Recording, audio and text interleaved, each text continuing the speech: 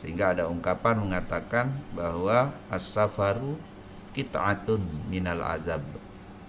Musafir itu adalah sepenggal dari siksa.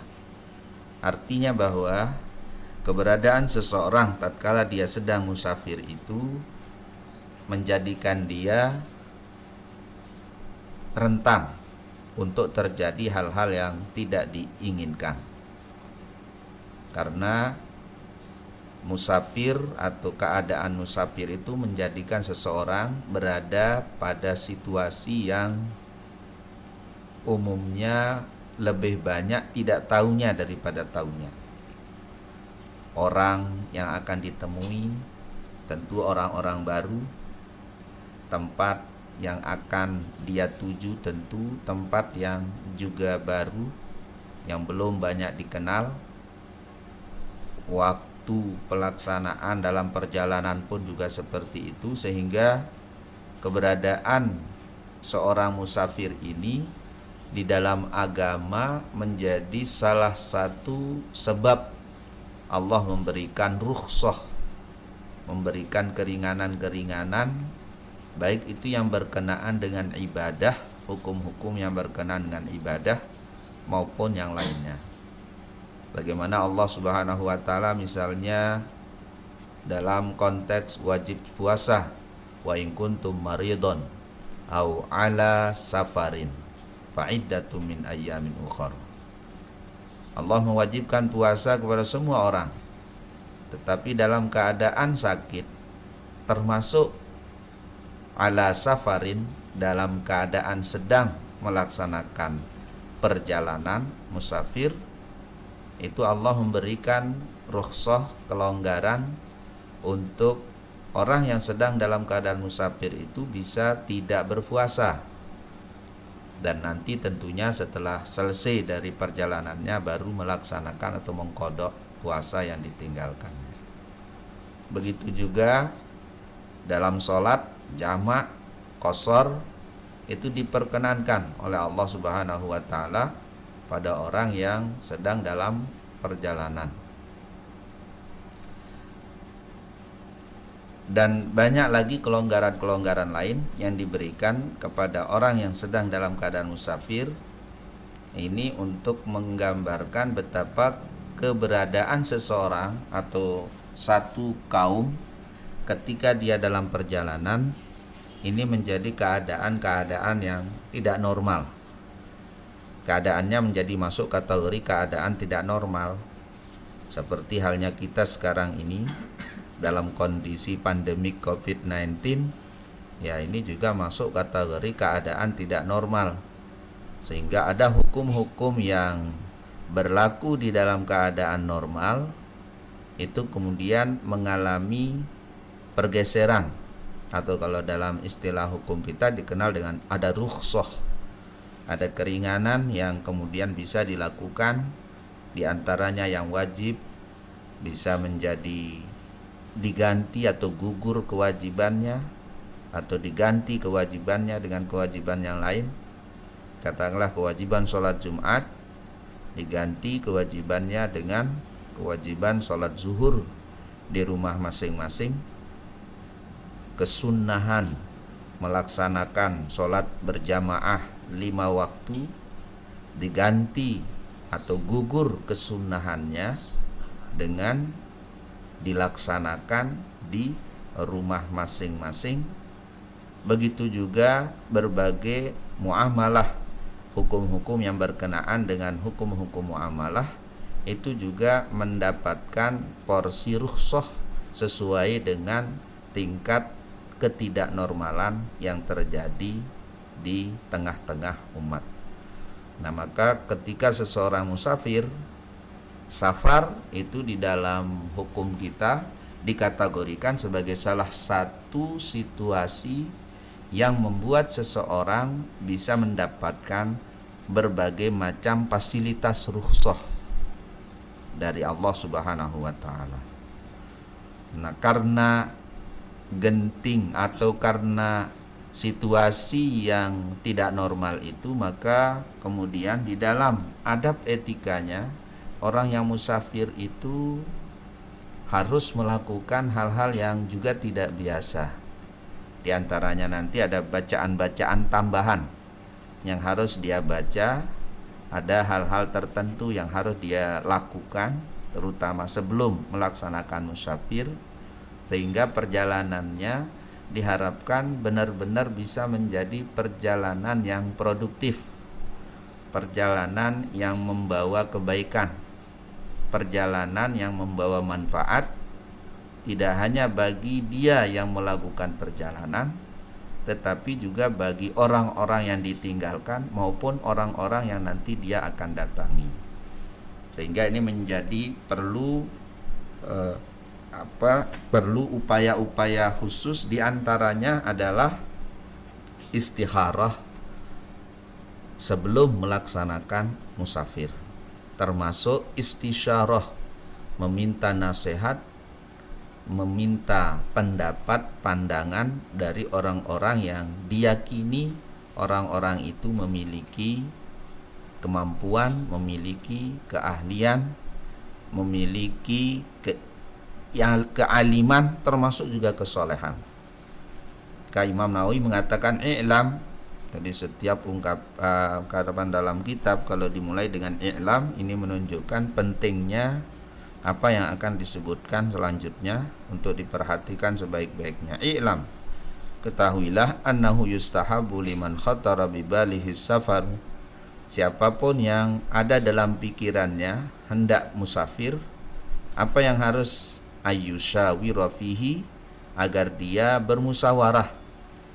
Dengan siapa dia bermusyawarah? Meminta nasihat man yu'lamu min halihi, dari orang yang diketahui keberadaannya, keadaannya, min halihi an-nasihah wasyafaqah wal khibrah, orang yang diketahui dia ahli nasihat, artinya ahli, orang yang memiliki kemampuan untuk bisa memberikan penjelasan-penjelasan, nasihat-nasihat, peringatan-peringatan.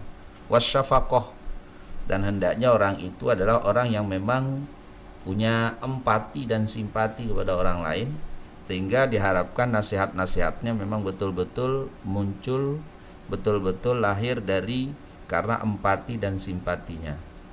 Karena boleh jadi juga ada orang yang tidak cocok untuk kita curhatin, tidak cocok untuk kita mintai nasihat. Misalnya kalau orang itu orang yang tidak pernah peduli kepada kita, orang itu justru sebenarnya adalah orang yang tidak suka misalnya kepada kita, terus kita mintai nasihat.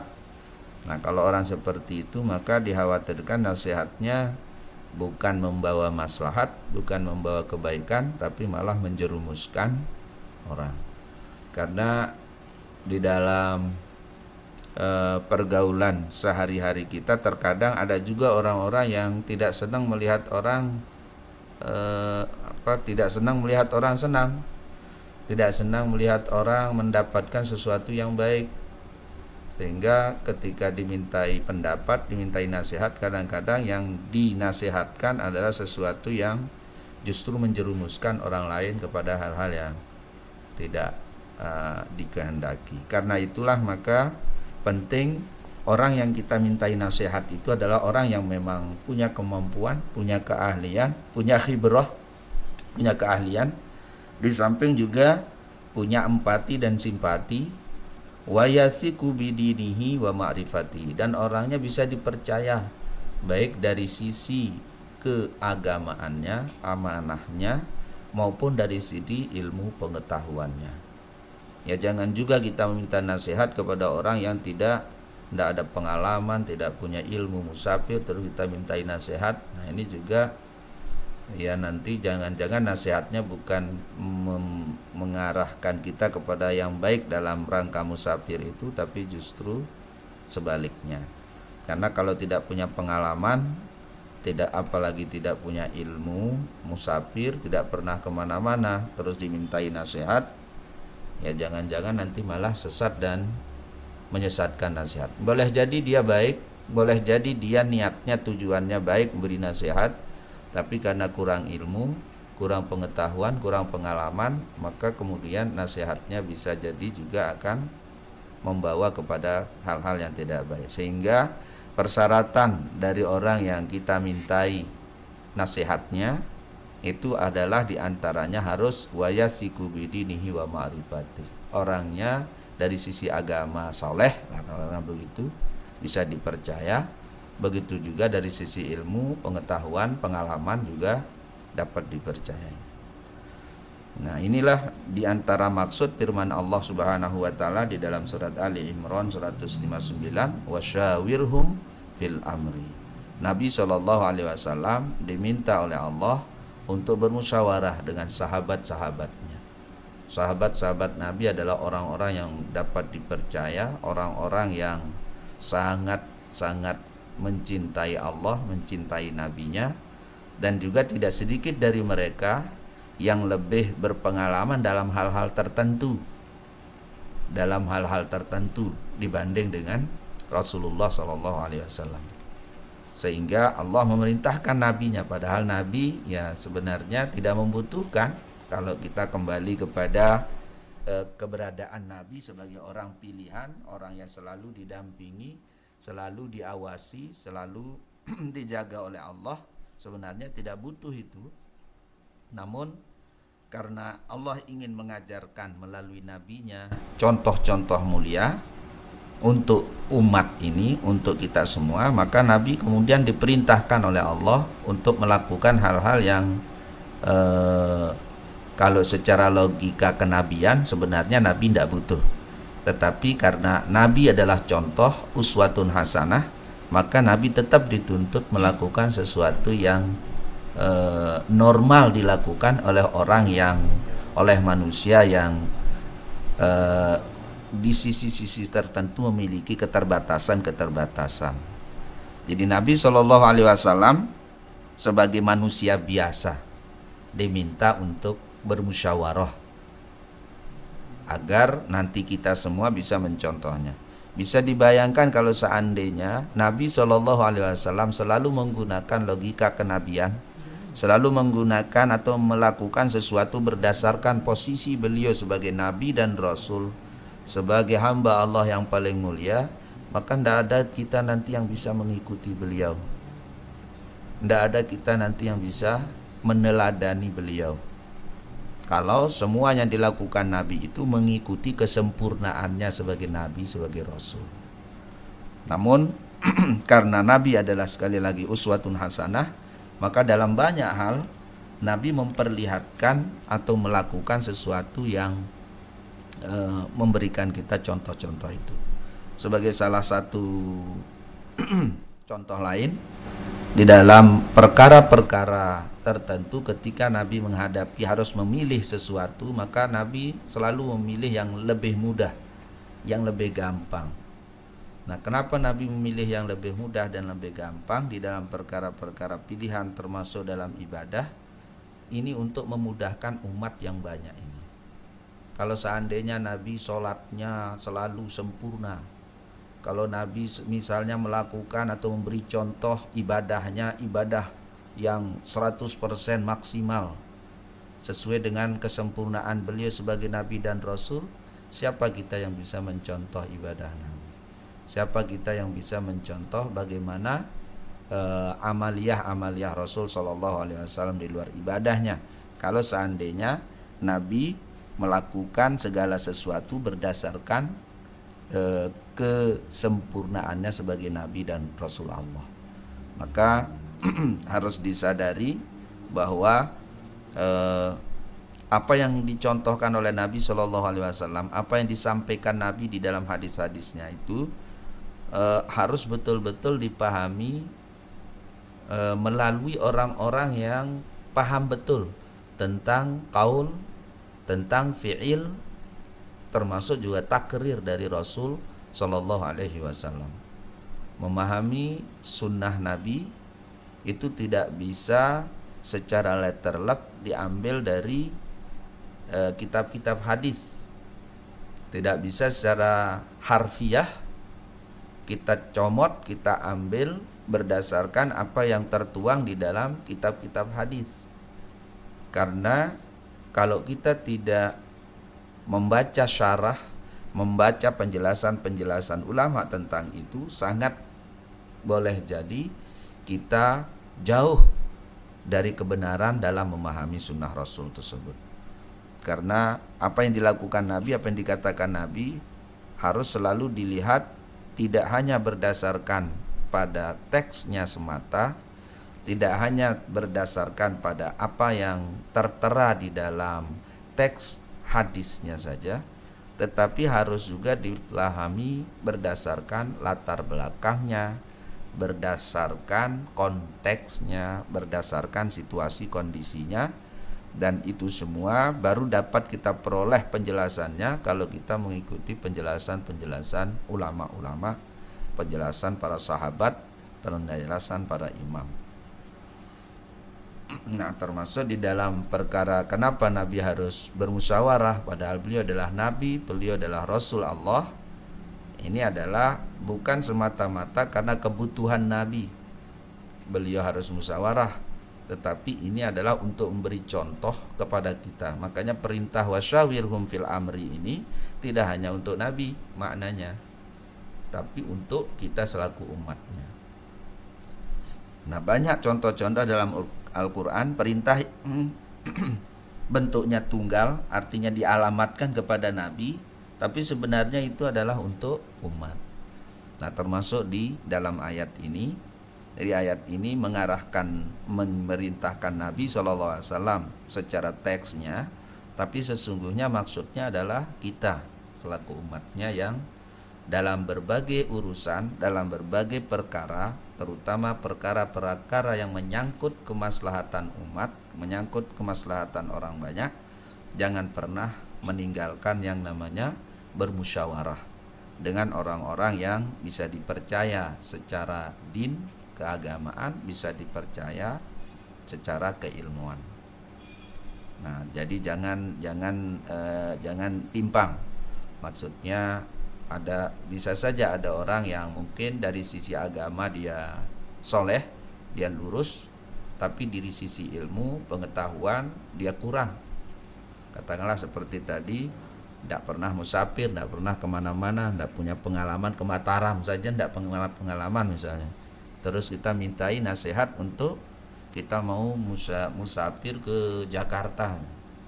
Kan apa yang bisa diberikan oleh dia tentang informasi perjalanan ke Jakarta, sementara ke Mataram saja misalnya dia tidak pernah.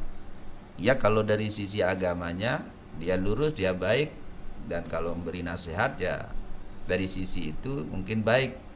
Tetapi dari sisi bagaimana perjalanan kita supaya lancar, tidak terkendala dengan hal-hal yang nanti bisa mengakibatkan ketidakbaikan, ini kan karena tidak ada pengalaman, tentu menjadi kecil kemungkinannya dia bisa memberikan arahan yang baik untuk kita. Sehingga harus tadi itu musyawarahnya dengan orang yang tidak cukup dengan hanya dia baik dari sisi agamanya, tapi juga tentu harus punya ilmu, punya pengalaman terkait dengan perjalanan yang hendak kita laksanakan. Nah, kita diperintahkan oleh Allah untuk musyawarah dengan orang-orang tersebut.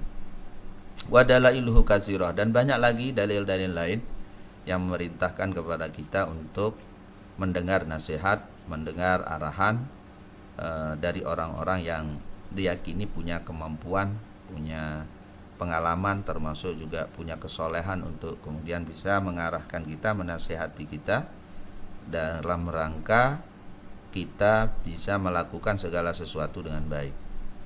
Nah, dan wa idza syawara wa dhahara annahu maslahatun, apabila sudah jelas setelah kita bermusyawarah bahwa perjalanan itu adalah perjalanan yang membawa kebaikan, tidak cukup dengan istikharah saja, dengan musyawarah saja, tapi juga harus dilanjutkan dengan istikharallah subhanahu wa ta'ala fi dzalika. Kita mohon kepada Allah, berdoa, istikharah.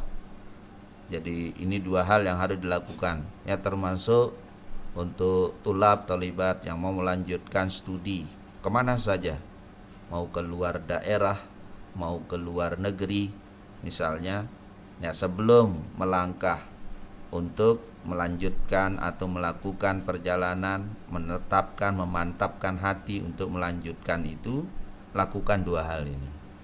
Lakukanlah musyawarah dengan orang-orang yang kita yakini punya kelebihan-kelebihan, termasuk kelebihan dalam kesolehannya, kelebihan dalam ilmu pengetahuan dan pengalamannya. Setelah itu juga jangan lupa beristikharah, mohon petunjuk kepada Allah Subhanahu wa taala agar apa yang kita lakukan sekalipun secara zahir yang namanya menuntut ilmu kemana saja, ke luar daerah atau keluar negeri, itu adalah semuanya baik, ya memang baik. Namun sekali lagi karena kita akan menuju ke suatu tempat yang kita banyak tidak tahunya, sekalipun dengan tujuan baik, keinginan baik, namun kita tidak pernah tahu apa yang ada di perjalanan maupun di tempat tujuan. Karena itulah maka kita perlu melakukan dua hal ini. Yang pertama adalah musyawarah, dan kemudian kita lanjutkan dengan istikharah. Kan di dalam hadis Rasul sallallahu alaihi wasallam dijelaskan ma khaba man istakhar, ma nadima man istashar. Tidak ada orang yang istikharah itu akan sia-sia. Jadi kalau kita akan istikharah kepada Allah, maka hasil istikharah itu pasti akan membawa kebaikan buat kita, apapun pilihan Allah buat kita. Dan ingat kalau istikharah juga jangan milih duluan. Jadi kadang-kadang terutama kalau istikharah mau menikah, ini udah dipilih duluan calonnya. Wah, harusnya diserahkan sama Allah sepenuhnya. Kalau memang dia baik, kan gitu bunyi doanya kan? Apa doanya? Allahumma inni astakhiruka bi ilmika wa astaqdiruka bi qudratika. Ya, kita mohon kepada Allah supaya dipilihkan mana yang terbaik dan mana yang sudah ditentukan untuk kita.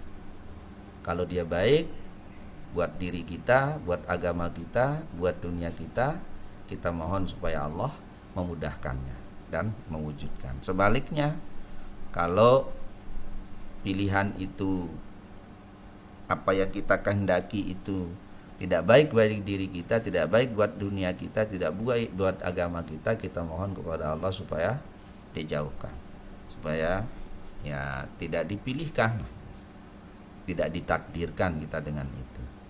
Nah, jadi harus betul-betul begitu mohonnya. Janganlah mudahan ini wah.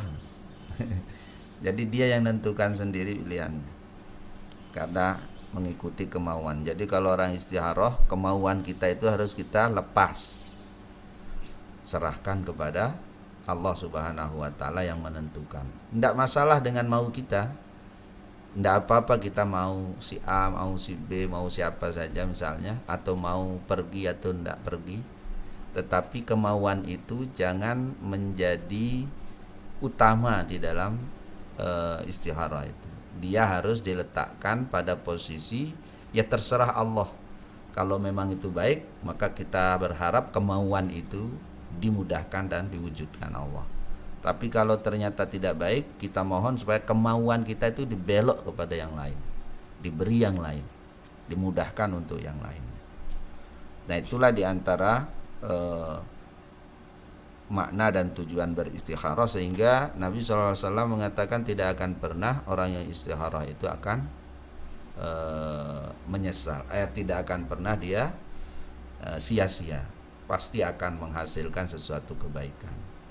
Dan orang yang musyawarah pun tidak akan pernah menyesali apa yang hasil dari yang dimusyawarahkan. Jadi penyesalan itu akan jauh dari seseorang yang selalu berupaya meminta nasihat, bermusyawarah dengan orang-orang sebelum melakukan segala sesuatu.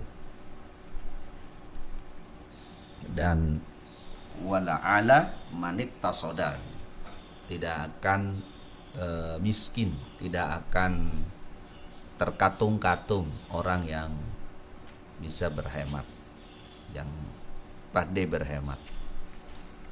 Itu diantara ajaran di dalam agama kita, dari ajaran Al-Quran, ajaran Rasul SAW, kita diminta untuk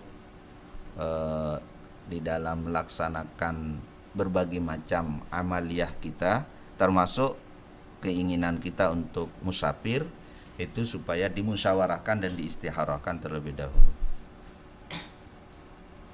Nah, adapun tentang istikharah ini sudah beliau jelaskan di dalam bab istikharah, bab sholat istikharah. Jadi silakan yang ingin lebih jauh tahu tentang istikharah, kembali lagi ke penjelasan tentang istikharah termasuk dengan doanya. Fasalla raka'ataini min ghairil faridah, maka dia kemudian sholat, ini maksudnya sholat istikharah min ghairil faridah. Jadi jangan sholat fardunya dijadikan sebagai sholat istikharahnya. Ya, jadi sholat khusus, sholat 2 rakaat di luar yang fardu, artinya ini berarti sholat sunat. Wada'a bidu'a istikharah, dan berdoa dengan doa istikharah alladzi qaddamnahu fi babi, yang sudah kami jelaskan di dalam bab sholat istikharah. Wa dalilul istikharati al haditsul mutaqaddim an sahihil Bukhari. Demikian juga dalilnya istikharah ini sudah dijelaskan di dalam hadis tersebut, di dalam bab tersebut maksudnya. Jadi di situ juga disebutkan hadis anjuran untuk kita istikharah di dalam menentukan langkah-langkah kita, terutama ketika langkah-langkah itu diyakini memiliki pengaruh yang besar dalam hidup dan kehidupan kita. Misalnya menuntut ilmu, melakukan perjalanan perdagangan, melakukan mau menikah, dan banyak hal lagi yang lain-lain. Nah, itu hal-hal yang pilihan-pilihan hidup yang itu besar pengaruhnya bagi kepentingan kita dunia dan akhirat, maka jangan lupa untuk mengistikharahkannya dan memusyawarahkannya terlebih dahulu sebelum kita melakukannya. Nah, di antara kepentingan kita musyawarah dengan orang-orang yang bisa dipercayai agama maupun ilmu pengetahuannya, itu adalah untuk menghindari kita salah di dalam melakukan apapun yang hendak kita lakukan di masa yang akan datang.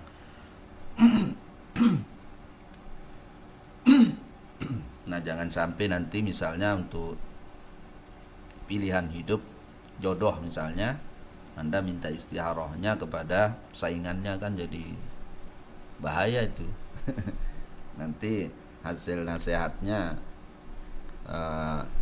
ya semuanya jadi tidak ada yang baik jadinya, ya, karena yang memberi nasihat adalah pesaing. Jadi ya tentu nasihat pesaing bagaimana Anda kalah kan.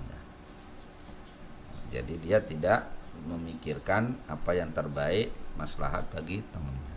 Nah, karena itu cari orang yang bisa dipercaya. Nah, ini beberapa hal yang kita diingatkan oleh Imam Nawawi, karena ini sangat penting, bukan hanya dalam bab musafir ya, tapi sekali lagi dalam berbagai hal yang kita memang membutuhkan arahan untuk bisa menentukan langkah-langkah kita dalam hidup ini, maka itu harus selalu dua hal ini dilakukan, istikharah dan musyawarah. Istikharah kepada Allah, musyawarah dengan orang-orang yang berilmu. Dan inilah dia jalan atau cara hidupnya orang-orang yang ahli istiqomah, orang-orang yang soleh. Orang-orang yang soleh tidak pernah meninggalkan dua hal ini di dalam langkah-langkah mereka, sekalipun sekali lagi ya seperti halnya Nabi tadi saya sampaikan, termasuk juga orang-orang soleh itu karena kesolehannya, karena kalau Nabi ya karena kenabiannya. Kadang-kadang musyawarah itu sebenarnya tidak secara logika kita tidak diperlukan sebenarnya oleh mereka, karena mereka lebih tahu, mereka lebih alim. Ya seperti misalnya dulu Al-Maqfurlah Maulana Syekh ketika hendak mendirikan atau melakukan apa saja, membentuk apa saja, beliau tidak pernah meninggalkan untuk bermusyawarah dengan murid-muridnya. Sekalipun beliau sebenarnya secara keilmuan, secara pengalaman, apalagi kalau bicara tentang kesalehan, ya beliau tidak membutuhkan kira-kira nasihat, pertimbangan dari murid-muridnya. Namun karena beliau menjalankan apa yang dicontohkan oleh Nabi, dan inilah cara orang soleh di dalam melaksanakan berbagai macam agenda kehidupannya, apalagi kalau itu yang menyangkut umat, maka Al-Maghfurlah Maulana Syekh selalu bermusyawarah dengan murid-muridnya untuk mendapatkan pertimbangan-pertimbangan di dalam langkah-langkah perjuangan, nah termasuk di dalam agenda-agenda yang lain.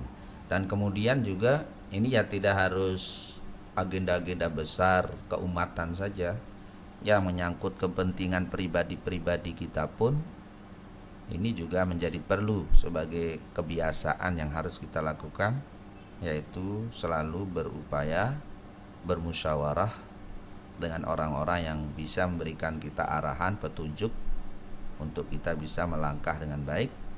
Dan jangan lupa istikharah, mohon petunjuk kepada Allah Subhanahu wa taala, karena sehebat apapun manusia, sehebat apapun ilmu pengetahuan manusia, tetap saja ada keterbatasannya, tetap saja ada kekeliruan, kemungkinan keliru dan salahnya. Sehingga disitulah perlunya kita mengamankan hasil musyawarah itu dengan melengkapinya dengan istikharah, sehingga antara upaya kita sebagai manusia yang diberi oleh Allah kemampuan-kemampuan tertentu sekalipun terbatas, kita punya kemampuan fisik, kita juga punya kemampuan akal, ilmu diberi oleh Allah Subhanahu wa taala.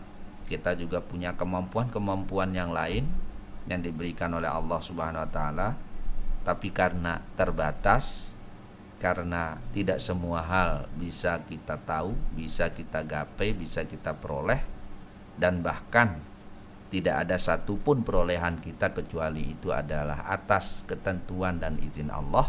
Itulah yang membuat kita juga harus beristikharah, mohon kepada Allah untuk melengkapi hasil musyawarah. Sekalipun misalnya hasil musyawarah kita sudah sangat clear, sangat jelas, misalnya ya, jalan-jalannya, tetap saja karena sekali lagi tidak ada hasil-hasil perolehan manusia yang sempurna, apakah itu berupa ilmu, berupa pengalaman, tidak ada yang sempurna, selalu ada kekurangannya, selalu ada kemungkinan khilaf salahnya.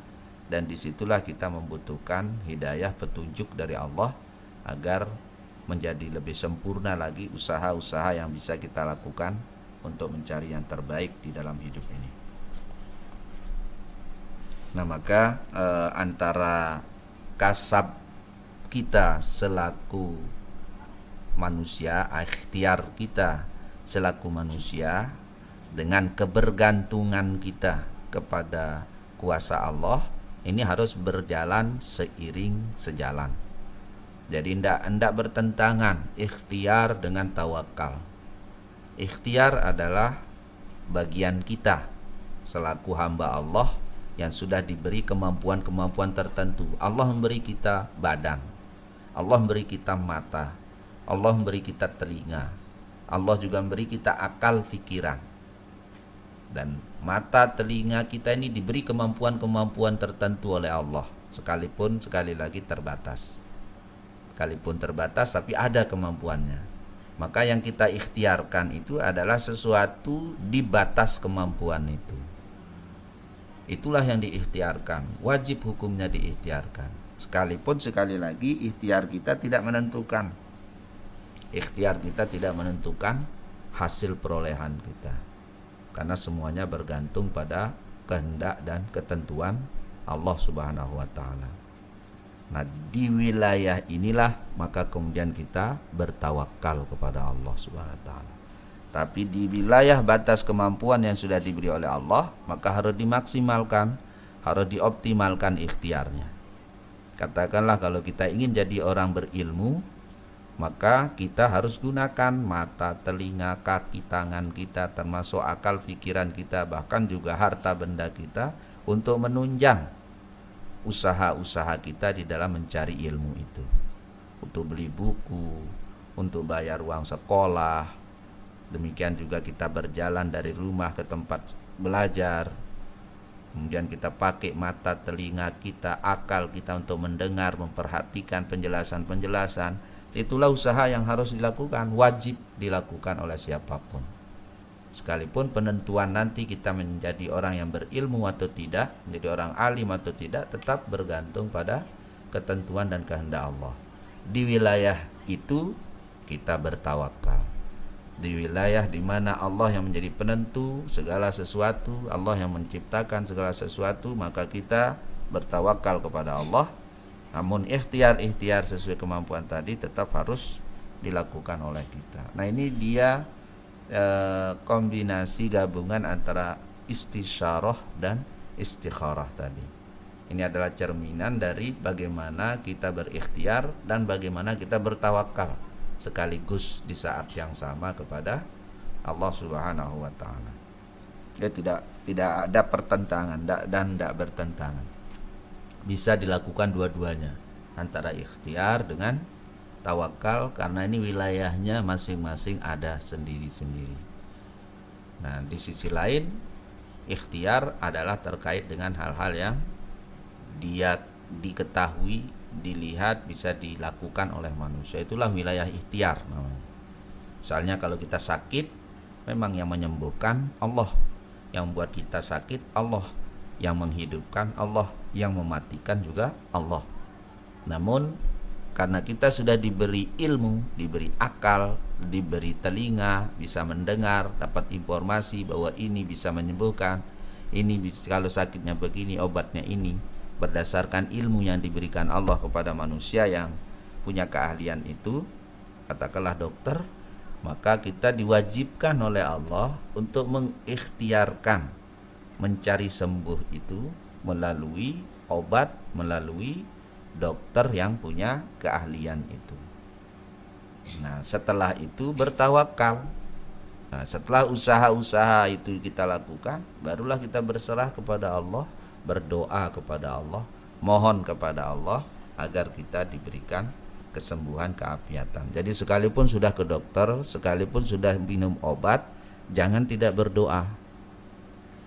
Sebagaimana juga, ya jangan berdoa saja, cari sembuhnya, carilah ke dokter, minumlah obat. Jadi itu harus dua hal yang dilakukan secara bersamaan, karena masing-masing punya tempatnya. Ikhtiar adalah kewajiban kita sebagai manusia yang sudah diberi berbagai hal oleh Allah, kemampuan-kemampuan oleh Allah. Tawakal adalah sebagai bagian dari, karena kita menyadari keterbatasan, ketidakmampuan, dan segala-galanya berdasar dan bersumber dari Allah. Itulah yang membuat kita harus selalu menguatkan ketawakalan kita kepada Allah Subhanahu wa taala. Dan dua-duanya dari Allah. Istikharah, ikhtiar, istisyarah, ya ilmu itu kan sekalipun dimiliki oleh manusia, sejatinya adalah bersumber dari Allah juga. Jadi semuanya datang dari Allah. Karenanya orang yang ikhtiar, yang sekaligus dia bertawakal, itu sesuatu yang memang sudah seharusnya seperti itu. Nah, termasuk di dalam musafir ini, sebagai bentuk ikhtiar kita agar perjalanan kita itu membawa kebaikan, membawa kemaslahatan, maka sebelum perjalanan dilakukan, kita terlebih dahulu istisyarah, meminta nasihat, meminta pertimbangan, meminta informasi dari orang-orang yang kita yakini punya kemampuan untuk memberikan informasi itu, agar kita nanti mendapatkan kebaikan, kemaslahatan di dalam perjalanan itu. Namun kita juga tidak meninggalkan istikharah, tidak meninggalkan mohon kepada Allah. Bahkan seperti yang tadi saya sampaikan, sekalipun sudah clear ceritanya, informasinya jelas, terang benderang sekalipun, tetap istikharah diperlukan dalam rangka menyempurnakan, melengkapi ikhtiar kita untuk kemudian bisa menghasilkan betul-betul kemaslahatan. Karena kemaslahatan yang kita perlukan ini kan tidak hanya kemaslahatan lahiriah, tidak hanya kemaslahatan yang fi ilmina yang kita tahu saja. Lebih banyak lagi kemaslahatan yang ruhaniyah, yang itu di luar ilmu kita. Sehingga inilah yang kita harapkan dari istikharah itu. Jadi supaya kemaslahatan yang kita peroleh bukan sekedar kemaslahatan lahiriah, bukan sekedar kemaslahatan duniawiyah, tapi harapan terbesar kita adalah supaya kemaslahatan itu juga membawa kemaslahatan ruhaniyah dan sekaligus ukhrawi kita. Sehingga kita membutuhkan berpegang pada apa yang Allah Subhanahu wa taala tentukan buat kita, dan ilmu Allah meliputi segala sesuatu, meliputi yang lahir, meliputi yang batin, meliputi yang di dunia, meliputi yang di akhirat. Karenanya tidak akan pernah orang yang istikharah itu akan sia-sia hasil istikharahnya, sebagaimana tidak akan pernah menyesal orang-orang yang bermusyawarah, asal musyawarahnya dilakukan dengan benar, asal musyawarahnya dilakukan dengan baik.